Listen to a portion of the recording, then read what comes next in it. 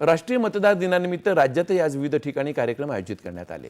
कोल्हापुरात जिल्हाधिकारी कार्यालयात राष्ट्रीय मतदार दिन साजरा करण्यात आला। यावेळी जिल्हाधिकारी अमोल येडगे आणि जिल्हा पोलीस प्रमुख योगेश कुमार गुप्ता उपस्थित होते। कार्यक्रमाच्या सुरुवातीला शाहीर आझाद नायकवडी यांनी मतदानावर पोवाडे सादर केले। जिल्हाधिकाऱ्यांनी उपस्थित सर्व शासकीय अधिकारी आणि कर्मचाऱ्यांना मतदान हक्क बजावण्याची शपथ दिली।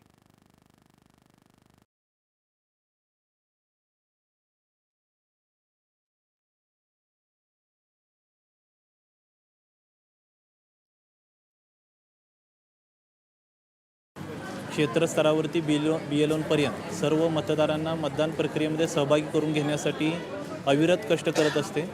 माझं सर्व कोल्हापूर जिल्ह्यातील मतदारांना नम्र आव्हान आहे की आपल्या मतदानाचा अमूल्य अधिकार आहे तो आपण ओळखावा। निवडणुकीमध्ये मतदानाच्या अधिकाराचा कोणत्याही प्रलोभनाला बळी न पडता आपण वापर करावा आणि जे नवमतदार जिल्ह्यामध्ये आहेत ज्यांचं 18 वर्ष पूर्ण झालेलं आहे परंतु अजून मतदार नोंदणी केलेली नाही, त्यांनी आपल्या परिसरातील BLOची भेट घेऊन किंवा वोटर हेल्पलाईन हे पोर्टलसुद्धा आणि ॲप्लिकेशनसुद्धा निवडणूक आयोगाने उपलब्ध करून दिलेलं आहे। त्या पोर्टलवरती भेट देऊन आपली मतदार नोंदणी करावी आणि लोकशाही प्रक्रियेमध्ये सहभागी व्हावे।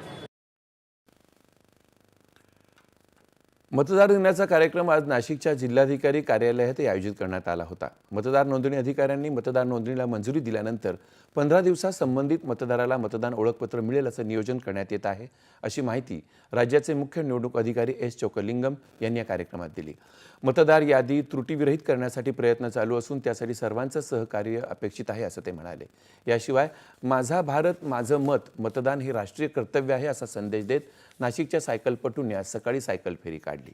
मुख्य निवडणूक अधिकारी, महाराष्ट्र राज्य आणि नाशिकच्या जिल्हा निवडणूक अधिकाऱ्यांनी आयोजित केलेल्या या सायकल रॅलीत राज्याचे मुख्य निवडणूक अधिकारी एस चोक्कलिंगम, नाशिकचे जिल्हाधिकारी आयुष प्रसाद यांनी भाग घेतला।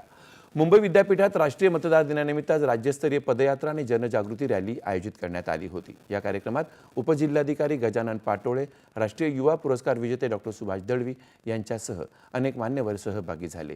त्यांच्यासोबत या कार्यक्रमात 1000हून अधिक मेरा युवा भारत स्वयंसेवक पहिल्यांदाच मतदान करणारे मतदारही सहभागी झाले होते।